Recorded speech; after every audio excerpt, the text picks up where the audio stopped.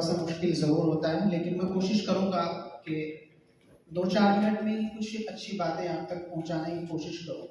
वो है कि किसी शायर ने कहा था, चिंता मत करो, बोलो अच्छी तरह से, आराम से। जैसे अभी अफजल भाई ने बताया है कि आप बताओ मेरे मुल्क में क्या क्या होता है।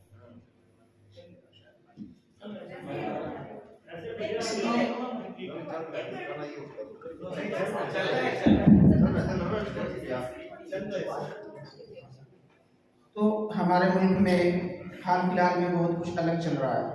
मुद्दे इतने सारे हैं जिन पे बहुत सारे लोगों ने बातें भी की हैं, लेकिन जिस मौजू पे या जिस मुद्दे पे मैं बात करने की कोशिश करूंगा, इस पे मैंने असल में ज़्यादा स्टडी नहीं की और ना ज़्यादा पढ़ा। लेकिन अपने शहर साढौरा के ताल्लुक से, जैसे मैम रिहाना ने बताया है कि हमारा जो शहर है साढौरा, यहाँ से तकरीबन 30 से 35 किलोमीटर की दूरी पे है, और वहाँ की जो हज़ारों की आबादी है, शहर से बिल्कुल नज़दीक लगती हुई एक नदी है जहाँ गरीब लोग रहते हैं।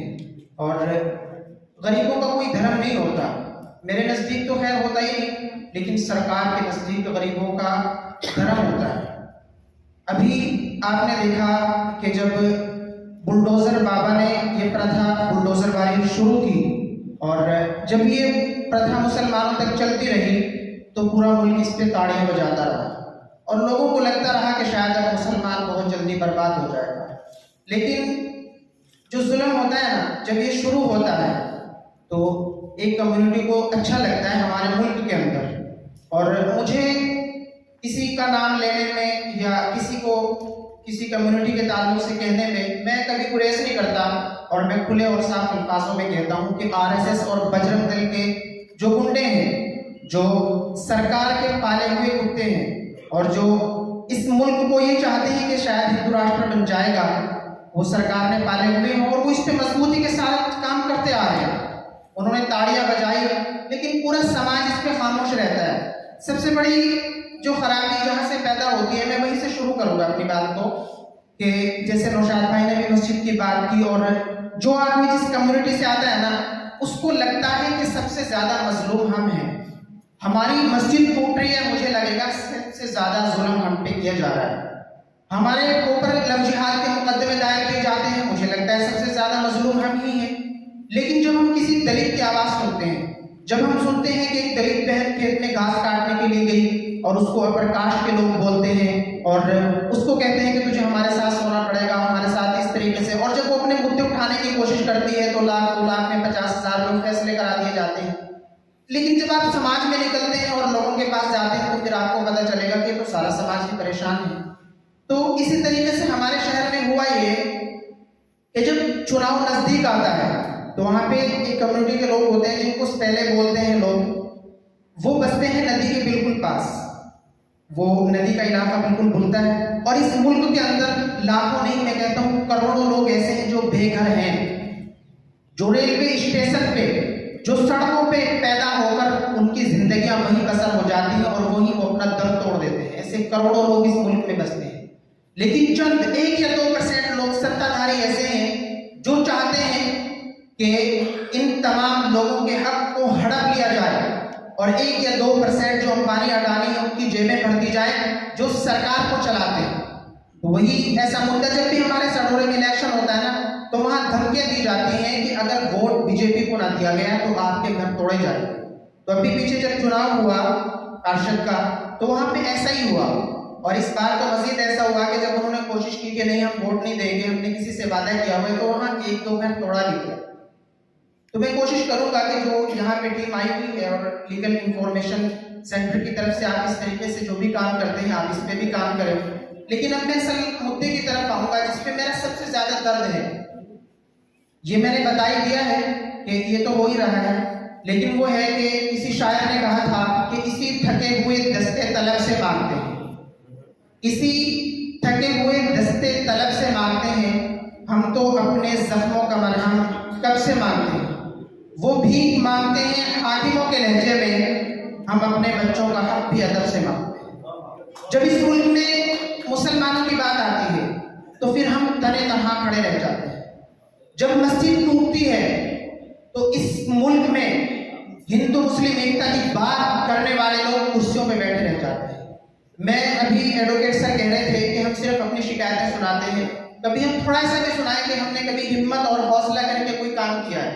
लेकिन मैं आज ऐसे एक वाक्य सुनाऊंगा। मैं पिछले 7 सालों से पंजाब के एक शहर राजपुरा में रहता हूँ, जो जिला पटियाला में पड़ता है, और वहाँ पे मैं इमामत करता हूँ। यानी जिस तरीके से गुरुद्वारे में या मंदिरों में जो पुजारी होते हैं, वो मेरा काम है। तो शहर राजपुरा, और जिस वक्त पार्टीशन हुआ था तो लाखों लोगों की जानें तो गई थी, लेकिन सबसे ज्यादा उस वक्त जो दुख और दर्द सहे थे, तो मैं अगर ये कहूँ कि मुसलमानों ने सहे थे तो ये गलत नहीं होगा। सहे सबने थे, लेकिन सबसे ज्यादा मुसलमानों ने सहे थे। खासतौर से ये जो इलाका है जमुना से इस तरफ का, इन्होंने सबसे ज्यादा तकलीफें बर्दाश्त की थी। किसी का सगा भाई चला गया, किसी की सगी बहन चली गई, किसी का बाप चला गया, किसी की बेटियां चली गई और उनके साथ ज़्यादती हुई, ऐसा होता रहा। लेकिन इस सब में सबसे ज्यादा ये हुआ कि हजारों मसाजिदें हमारी गैराबाद हो गई, मस्जिदें। और जो भी धार्मिक स्थान होते हैं, वो चाहे किसी भी कम्युनिटी से हो, उनके लिए लोगों की आस्थाएं जुड़ी हुई होती है।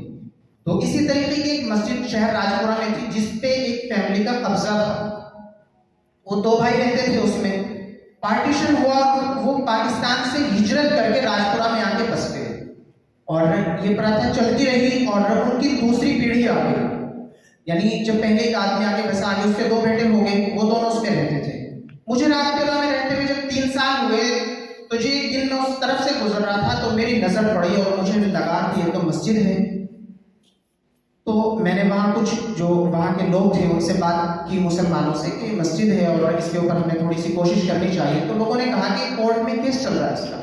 मैंने कहा कोर्ट में तो उसका सारी जिंदगी केस चलता रहेगा, कोई हल नहीं निकल पाएगा, कभी कुछ होगा कभी कुछ होगा। हमने कहा हम बराह रास्त इसमें बैठे हुए लोगों से बात करते हैं जो इसमें काबिज हैं। इसके लिए हमने तैयार किया, 1-2 वहाँ से हमारे जो साथी थे, उन्होंने उनसे बराह रास्त बात की कि आप इस मस्जिद को छोड़ दो और आपको जो इसके एवज में कुछ चाहिए वो हम दे देंगे। जब उनसे बात हुई वो इसके लिए राजी हो गए। उन्होंने कहा कि हमारे पास पहले भी मुसलमान आए थे, लेकिन हमारा किसी से समझौता नहीं बन पाया, आपसे हमारा समझौता बनेगा तो हम मस्जिद छोड़ देंगे। चुनांचे हमने पहले एक भाई से बात की, वो एक गुरुद्वारे में पार्टी था फगवाड़ा के पास। जब उससे हमारी बात हुई, उसने हमसे 10 लाख का मुतालबा किया। और जाहिर बात है, जब आपको कोई आपकी धार्मिक चीज है और आप एक धर्म को मानने वाले लोग हैं, तो आप किसी के साथ जबरदस्ती नहीं कर सकते। ना आपको कोई धर्म इस बात की इजाजत दे सकता है कि आप वहां पूजा करेंगे जहां से आप किसी को जबरदस्ती निकाल दें। एक आदमी जो 70-75 साल से घर बना के रह रहा है, आप उसके घर को तोड़ दो, उसको जबरदस्ती वहां से निकाल दो।